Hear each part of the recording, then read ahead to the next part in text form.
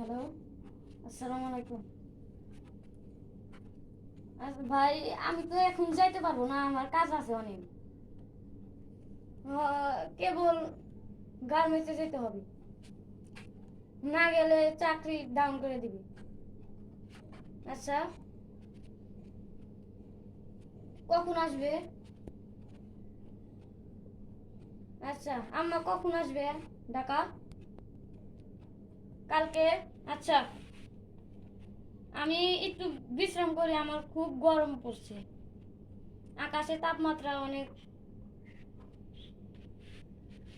আচ্ছা, রেখে দেন।